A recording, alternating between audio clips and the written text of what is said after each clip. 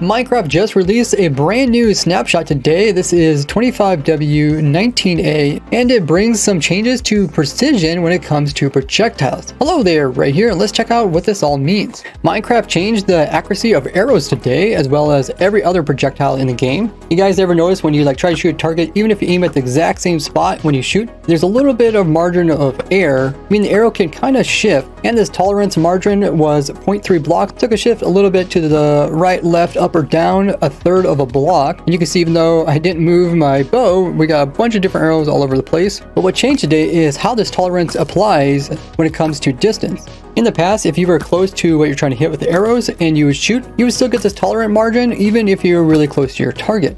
That changed today, so now when you shoot the first 2 game ticks that the arrow flies through the air, there will be no moving back and forth, so it will directly hit its target every single time. And then after the first 2 game ticks, then the arrow will start to have a little bit of margin where it's starting to move a little bit to the right, left, up, or down, but only going to move by 0.05 blocks for every game tick after the first 2 as it flies through the air. And what this means for the player is that the farther you are, the more likely the arrow is to kind of stray off of the initial target. And how far it strays away will continue to increase the longer the arrow is flying through the air. And I'll keep incrementing it by that 0.05 blocks until it reaches the original 0.3 blocks. So if you're shooting really far in this version compared to the previous one, the arrow will shift the exact same distance. So these new changes will help a lot when you're closer to a target, and will help a little bit when it's a medium distance, and only when it's really far will it just seem just like before. And this change applies to all projectiles, so like tridents. When you throw snowballs, they're going to be more accurate up close. We also got potions which can be thrown, wind charges, even crossbows, including rockets and eggs, and even ender pearls. All likes are welcome on the video. So if you study the spread of the arrows, this is what it looks like in the previous version. And this is the same distance, and this is what it looks like now. So in this example where I stood 7 blocks away, you can see we got arrows kind of sitting in a few different pixels. We got 1, 2, 3, 4, about 4 pixels tall and about 2, 3 pixels wide. So they did spread a little bit. And if we compare this to the current version, it looks very similar. We got about 4 pixels high and 3 pixels wide. But this change only applies for the first 2 game ticks the arrow flies to the air. So if we would actually aim over here and then freeze the game, once it's frozen, if we go ahead and shoot an arrow, it's just gonna stick right where it gets summoned in. You can see it gets summoned in right in the center of me. If you turn on hitboxes, right up there by my head, there it is right there, and it's summoned in, and it's shooting towards the target. And if we go ahead and move out of the way, we can watch it. So if we make the arrow go forward 1 game tick, step, that's how much it moves in just 1 game tick, which is incredible. And then the second game tick, it pretty much is about to hit it. Remember, any game tick after the second, that's when it starts getting a little bit of like a margin of error. According to its directional thing, which is this blue thing, it looks like it's gonna hit right there. And if we let it go ahead and move forward 1 more game tick, you can see it did move a little bit where it was gonna hit like right in here. It ended up hitting a little bit over here. So in order to avoid getting any of the margin of error, you need to be under 7 blocks from your target. So the tolerance margin doesn't seem very noticeable between the 2 versions. And a third block in accuracy is about 5 pixels, which means we expect the arrows to hit in about a 5 by 5 pixel area. So now shooting just with 2 block distance, I shot in 10 arrows, and you can see all the arrows are piling up there, and they all hit a very small area. And if we do the same thing in this new version, it looks like they hit pretty much the exact same area as previous version. But this change also applies to all entities in the game, so like skeletons and them shooting. This is my music disc farm. We got a little creeper farm up here, and then we have a skeleton which is trying to shoot at this iron golem over here. And despite there being a couple soul sand pieces in between them, it can actually see through the very top pixel of the soul sand here, as well as this one. And because their little red lines are lined up with each other, this guy can see the iron golem and will actually try to shoot towards it, which means if this skeleton was really precise, he could actually shoot an arrow right through that hole, right through this hole here, and actually hit it. But because he sees the iron golem as being really far away, he knows he needs to shoot a little bit higher, and therefore he aims higher, ends up just hitting the block above it. But in this test, we can see how accurate the skeleton's arrows are. We can see they're kind of all over the place. This is partly due to the skeleton moving back and forth. You can see he's either on the left side or the right side. So he has kind of 2 different groupings. The groupings themselves are pretty close together, but not super tight. But let's compare this to the newest version. Okay, let's go ahead and let them start shooting each other, and we'll see how this piles up. So it's been shooting a little while, and once again it looks like it groups it up very similar to before. So it seems that this change isn't going to make a huge difference, as 0.05 per tick would mean that after the first 2 ticks of no inaccuracy, with an additional 6 ticks of it flying through air, it should be the exact same accuracy as the prior version. Plus for projectiles that don't come from the player, like Llama Spit, we also got the 2 different types of Wither Skulls, Shulker Bullets, we also got Blaze and Gas Fireballs. Even stuff like the Dragon Fireball and the Warden's Sonic Boom are also considered projectiles. So with this change, we expect all mobs that shoot projectiles to also be more accurate when shooting up close. Now this also comes into play with my crazy one-hit machine using Breeze Wind Charge to make an insane rail cannon.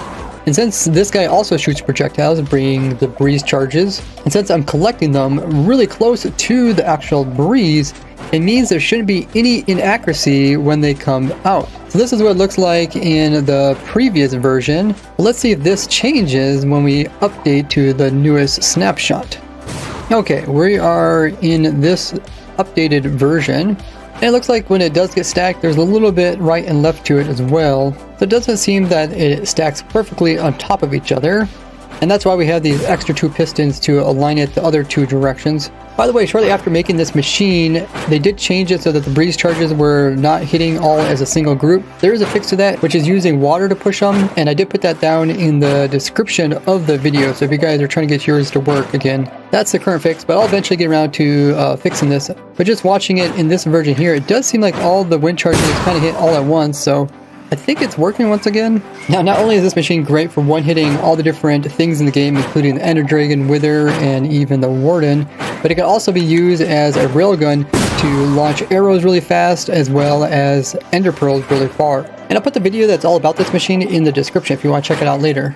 But I don't think this change applies to dispensers, because dispensers have their own little inaccuracy when it comes to the things that come out of them.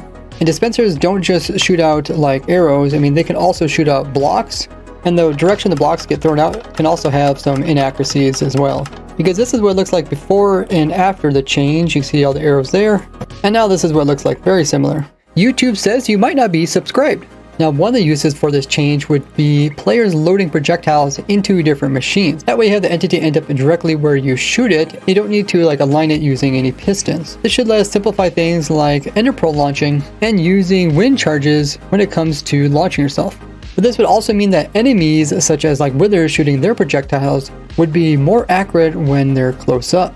So you're probably going to die more when it comes to fighting things. Now from the testing, it doesn't seem too noticeable, but if you guys notice something, let me know. But overall, I think people are going to be happy that the inaccuracy occurs over longer distances rather than if you're shooting something like right in front of your face. But what do you think about this? Today also came with changes for the fog.